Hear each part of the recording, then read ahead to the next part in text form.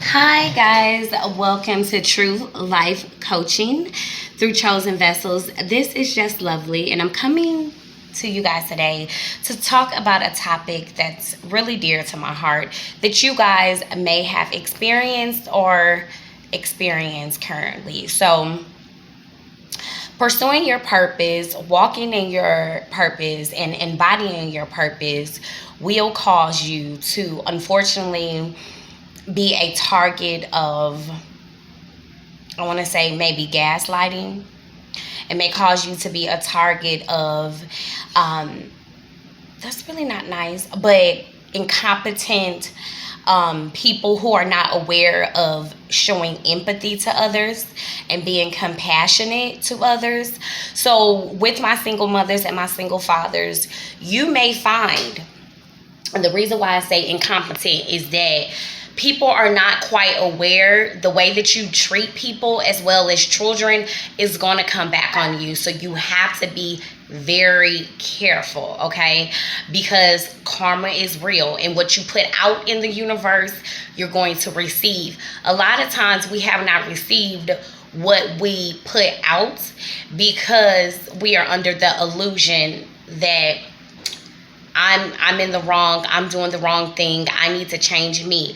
That is only an illusion. If you know within your heart, mind, body, and soul that you have a pure heart, that you want to do right by all people, that you are really striving to help the underserved communities, then continue to embody that.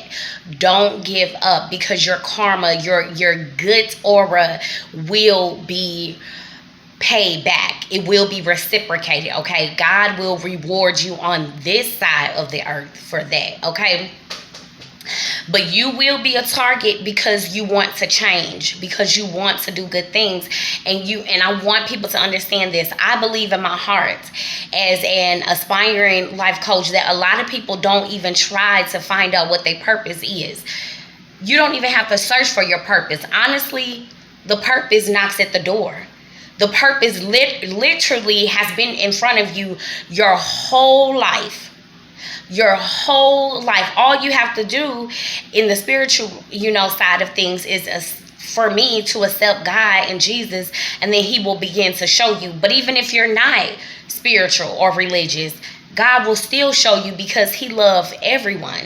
He's for the unjust and the just.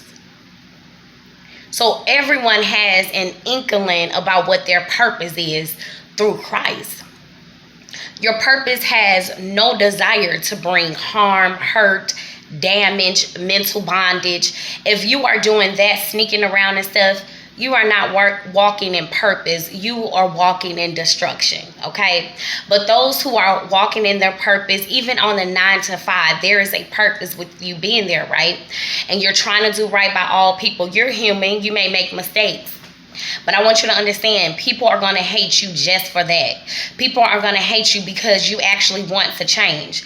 People are going to hate you because you don't want to go with the status quo.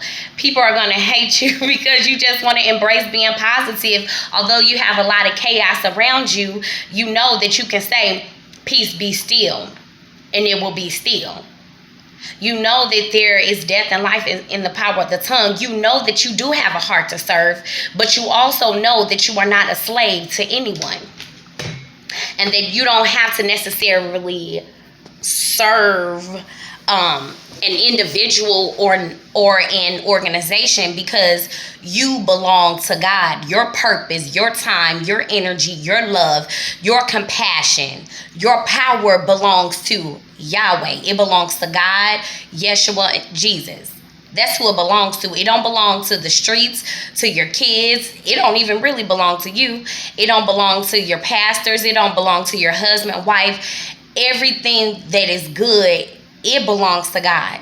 So because you are aware of that, you're going to have people that don't help you. And I want you guys to understand this. It's going to be an uphill battle, but you already won the battle. And if you know you already won the battle, you're going to show up differently. You're going to show up thinking more strategically, right? You're going to show up being more confident, right? You're going to show up having more compassion. Might put on some lip gloss and some eyeshadow. Get your eyebrows arched, okay? It's a process because you know that you already won. So it's the small things that you're doing for yourself. It's going to be hard because you're going to lose some friends. And people are going to look at you and be like, oh, you weird. You don't have friends. No. It's just that when you're evolving, some of the people are going to fall at the wayside anyway. Other people you're not going to be able to spend as much time with because, again, you're trying to focus. And the rule of thumb for those people on the outside looking in, understand that people walking in their purpose, they do love you.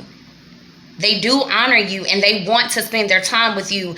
But now it's like that thing with Jesus. You have to be about your Father's business. You can't be about your mom business, your dad business, your cousin business, your friend business, your boss business, your wife business. You have to be about God's business. You already know what God told you to do. You don't need confirmation anymore from the pastors, from YouTube. This is my stuff. You already know to walk in your purpose.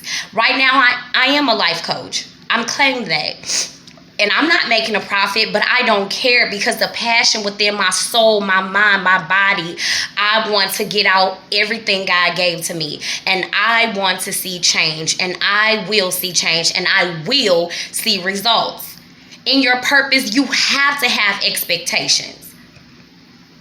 You have to demand that you and God in this thing together, that you reciprocate it back to God and he reciprocated back to you, because it is a symbiosis. It is a dance. It is a art form that you have with God, and you guys become one because God is a spirit and you are a spirit. So you guys are in alignment with each other.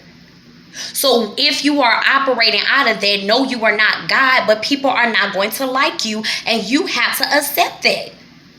And you have to hold your chin up high and say, it's okay. I'm not going to bow my head down unless I'm praying to God, or I'm bow my head down to Jesus. But I am going to serve the Lord and I will prosper. You have to speak those things. A lot of you are fighting with people that you don't even have to spend any more time on. Let those people go. They do not have to help you. I used to personally, as a life coach, I'm tell you a little bit about myself. I used to cry and beg God to send me someone to help me. But one day, my mom taught me this. Her name was Sharon, and I be joking that we are her Rose of Sharon. But I used to ask my mom, like, why you always tough on me? Why do you always demand so much from me? And she sat there one day after we had got into it, and I came back over, and she sat there and she said, because I know that you can make it. Because I know that you can do it. So I don't want to let up on you. It's called tough love. Some of you have to give people tough love. And some of you are going through tough love with God. And that does not mean he doesn't love you. He absolutely adores you. But he needs you to see that I don't want you to depend on anyone but me. But God.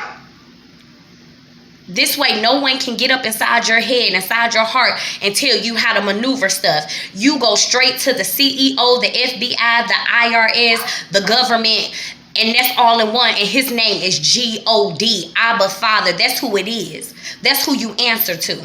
You respect the laws of the land. But overall, you go above them and you go straight to God and you get the answers that he wants to give you.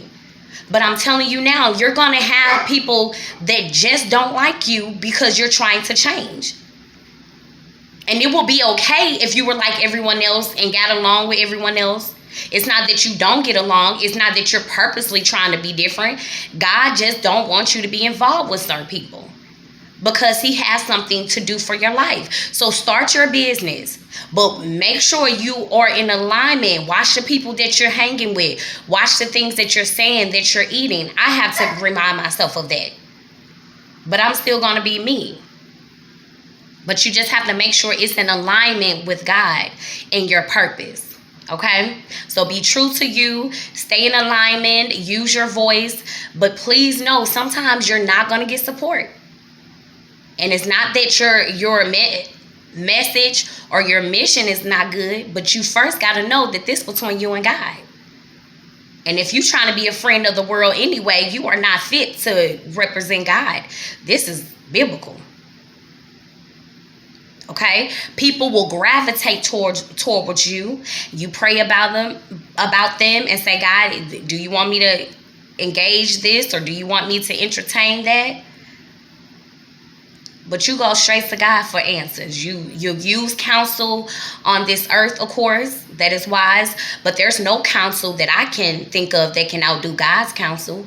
And I'll wait. Not for long. There's no one that can out-counsel God's counsel. So get in that Bible. You feeling lonely? Get back to your why. Get back to your purpose. Get back to yourself. Get in alignment with self, and you have to appreciate this process. But soon enough, you will see that it was all worth it. Those nights that you were alone, those nights that you stayed up to finish your work, those nights that you stayed on the phone to talk and soothe someone through their pain, those nights that you felt like you couldn't make it, but you kept getting up every day because of the grace of God. Don't throw in the towel. One last thing. Before positive affirmations, I say when people are bringing you negativity, throw them a bucket of positivity. That's how you cancel out negativity. Misery loves company. Negative love negativity. That's why I try to ride along unless I know that you really positive and you really about that life. Okay? Story, as the saying goes, killing people with kindness. Don't physically hurt people, okay? Don't take anything I say out of context. But that means give them back positivity. They treat you with negativity, mirror them with positivity. And that's how you beat that, okay? Be a super empathetic person, and that's how you destroy those negative things, okay? People will begin to fly away. They will begin to flee because they can't stand you, and that's good. So let's say those positive affirmations. I will succeed. I am chosen. I am healthy. I am a confident leader. And I am humble in the Lord. God bless you guys. Go out there, give someone a hug. Go pray with someone. Love each other. God bless.